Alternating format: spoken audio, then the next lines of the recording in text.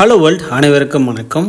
படித்ததில் பிடித்தது. இன்றைக்கி பார்க்கக்கூடிய புத்தகம் வசனம் பார்த்திங்கன்னா ரொம்ப ஃபேமஸான புத்தகம் கடலும் கிழவனும். இந்த புத்தகத்தை நம்ம ஏன் சொல்கிறோம் அப்படின்னு பார்த்திங்கன்னா ரொம்ப இன்ட்ரெஸ்டிங்கான பாயிண்ட். அது லாஸ்ட்டில் சொல்கிறோம், உங்களுக்கே புரியும்.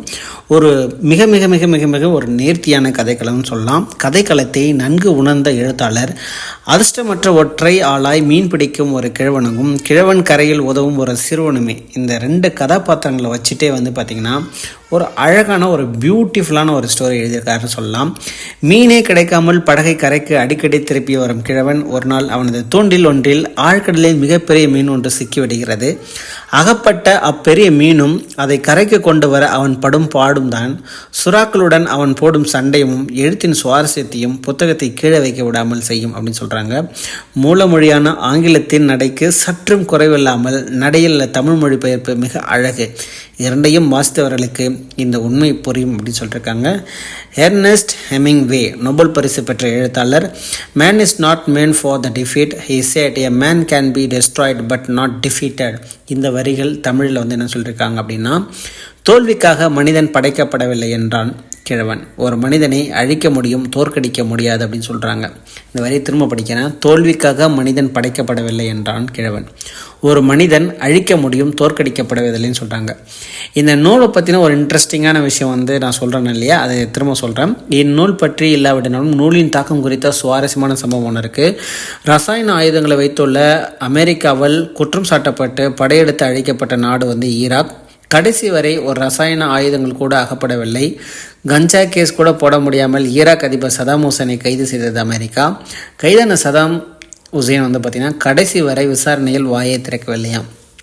ஆசைகள், மிரட்டல்கள், அச்சுறுத்தல்கள் என முயன்றும் அந்த பாஷாவிடம் அமெரிக்காவின் பாஷா பதிக்கவில்லை அப்படின்னு சொல்கிறாங்க.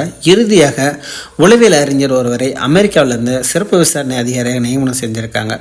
ஈராக் வந்த அவ்விரம் சதாமினுடன் தன் கற்ற அனைத்தையும் பிரயோகிக்கப்பட்டிருக்கார். ஆயினும் சதாம் மௌனமாகவே இருந்திருக்கிறார். உங்களுக்கு என்ன பிடிக்கும் என்ற கேள்விக்கு மௌனம். உங்களுக்கு பிடித்த உணவை தர சொல்கிறேன் என்ற ஆசை வார்த்தைகள் எல்லாம் மௌனம். ஆனால் உங்களுக்கு பிடித்த புத்தகத்தை சொல்லுங்கள், கொண்டு வந்து தர சொல்கிறேன் என்ற சொற்களுக்கு மட்டும் நிமிர்ந்து பார்த்தாராம். உடனே அந்த அதிகாரி தன் உதவியாளர் அழைத்து, இவர் கேட்கும் புத்தகத்தை எங்கே இருந்தாலும் எடுத்துகிட்டு வாங்கப்பா அப்படின்னு சொல்கிறார். இவர் கேட்கும் புத்தகத்தை தந்துவிட்டு என்ன புத்தகம் என்பதை என்னிடம் சொல்லுங்கள் அப்படின்னு சொல்லிட்டு ஒரு கட்டளையும் சொல்லிட்டு போயிட்டாராம். அவர் தேர்ந்தெடுக்கும் புத்தகத்தை வைத்து அவர் மனநிலை முடிவு செய்யலாம் அப்படின்னு சொல்லி அந்த சைக்காலஜிஸ்ட் நினச்சிருக்காரு. சதாம் ஹுசேன் கேட்ட புத்தகம் தான் எர்னஸ்ட் ஹெமிங்வே எழுதிய the old man and the சீ, அதாவது கடலும் கிழவனும். அந்த கிழவனும் கடலுன்ற புத்தகத்தை தான் கேட்டிருக்காரு. அமெரிக்காவுக்கு மட்டுமல்ல, உலகுக்கே 2 விஷயங்களை புரிய வைத்த சதாம். ஒன்று, இந்த கிழவனும் அந்த கிழவனும் போலதான் எத்தனை யமகாத சுறாக்கள் வந்தாலும் துணிந்து நிற்பேன், எதிர்ப்பேன். மற்றொன்று, தான் சிறந்த வாசிப்பாளன் என்பது. பல நூல்களை வாசித்தால்தான் உரிய நேரத்தில் உரிய சூழ்நிலையில் உரிய நூலை கேட்க முடியும். ஒவ்வொரு சுயமரியாதைக்காரனுக்கும் வாசி வேண்டிய புத்தகம் நூல் தேவைக்கு நம்பர் சொல்கிறேன், எழுதிக்கோங்க. 8778554192. கடலும் கீழ்ன்ற புத்தகம் பார்த்திங்கன்னா நம்ம சிந்தனை வந்த நூலகத்தில் கிடைக்கும், தமிழ் புக்ஸ் மார்ட்டில் கிடைக்கும். நான் வேறு எங்கெங்கே ஆன்லைனில் கிடைக்கும் எல்லா லிங்க்ஸும் உங்களுக்கு கொடுக்குறேன்.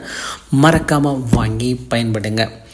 ஓகே, மேலும் ஒரு நல்லதொரு புக் சம்மரியில் சந்திக்கலாம். நன்றி, வணக்கம்.